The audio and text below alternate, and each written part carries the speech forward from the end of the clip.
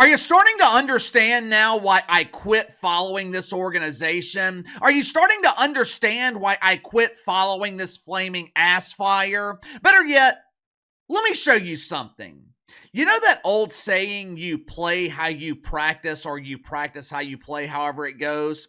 Check out this picture from the Pelicans practice facility.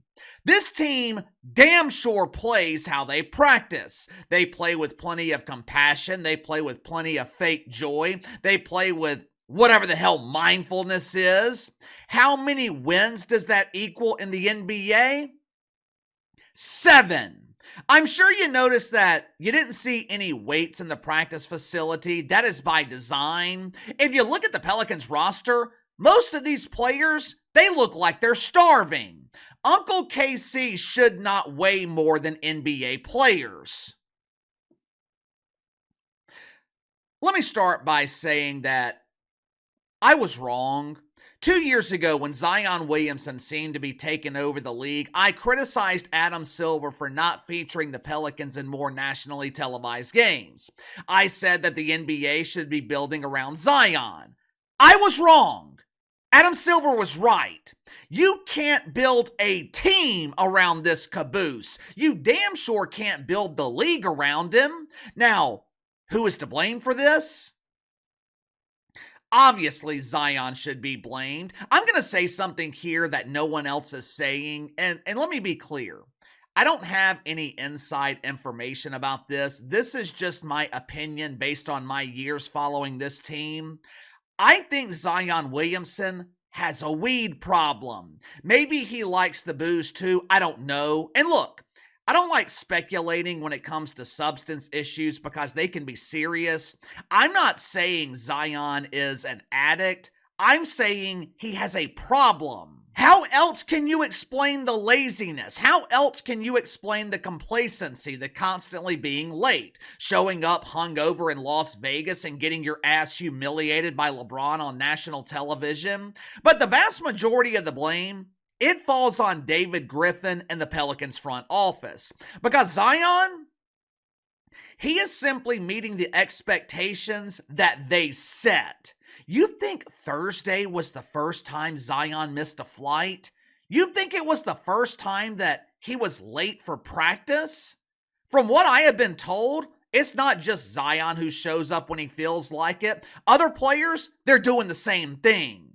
Like I have been telling you guys all season with the Saints and the Pelicans, there is a complete lack of accountability in both organizations. And yesterday, Dana Griffin pulled the classic beta male move.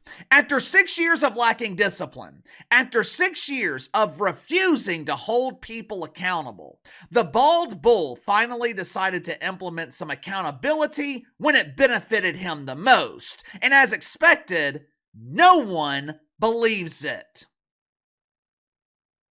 Make sure to like and subscribe. You can follow me on Twitter at KC_BTL84. If you happen to stumble upon this video, be sure to check out my main channel, Behind the Line. Link to the main channel is in the description below.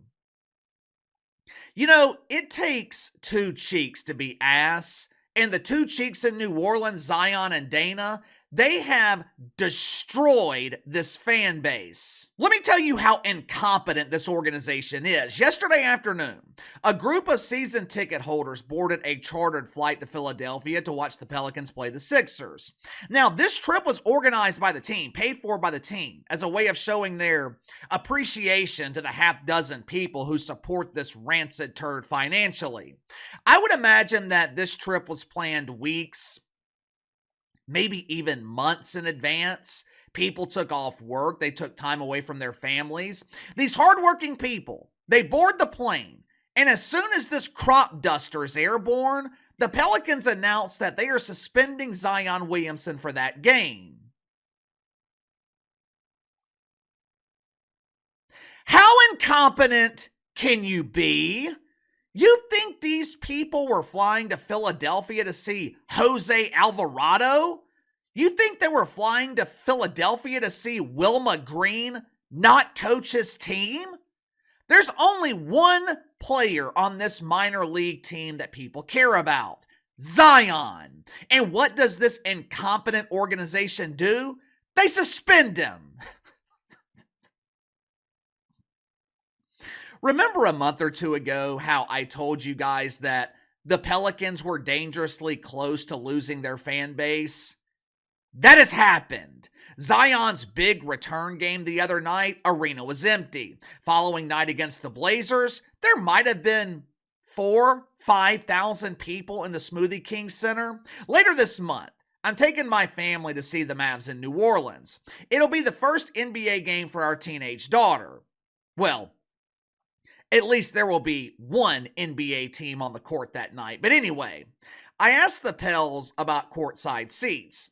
I can get 3 courtside seats for less than $1,000. When I went last year during New Year's Eve, 2 tickets 10 rows up, $1,200. They cannot give away tickets right now. And I'm going to wait until game day to buy them because I know I'll be able to sit courtside for probably $100 a ticket. It is abundantly clear what this organization needs to do. It's been abundantly clear what they need to do. They just won't do it. Today, right now, they need to fire Billy Green. Then they need to fire everyone in the front office. Everyone. Then you got to trade Zion and B.I. as well as C.J. McCollum. C.J. is a mercy trade. C.J. McCollum is the consummate professional. This dude deserves to play for a contender. This dude is an actual NBA player. He deserves to play for an actual NBA team. You can't let Zion touch the floor again. I don't care if you suspend him for the season. I don't care if you trade him at the deadline for cash considerations. You cannot let him back on the floor because this city will never support him. New Orleans is patient. New Orleans is laid back. I mean, there's a reason it's called the Big Easy. But New Orleans is also very prideful. Not mindful, like David Griffin wants them to be. Prideful. And once they feel like you're taking advantage of them, once they know that you have been lying to them for years, they will never support you again. Ideally, Gayle Benson would sell the team to someone who knows what the hell they're doing, but that's not going to happen. But you have got to get this loser's mentality out of the building. From top to bottom, you have to eradicate this bitch mentality. This team is soft. This organization is filled with weak men. The Pelicans have plenty of compassion, but they have no toughness. This organization is a disgrace. It is an embarrassment to the NBA. There is no accountability. Zion Williamson is the way that he is because that's what David Griffin allows. People will behave. People will treat you the way you allow them to treat you.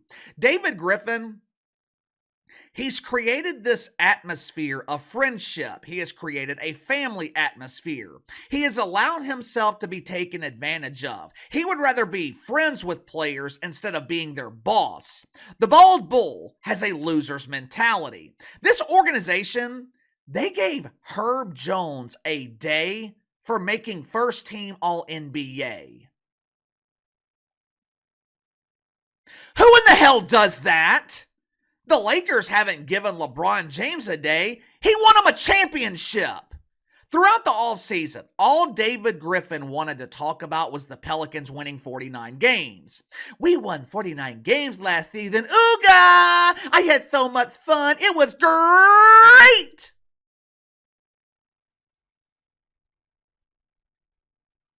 Yeah, how many playoff games did you win? How many playoff games have you won in the last 6 years?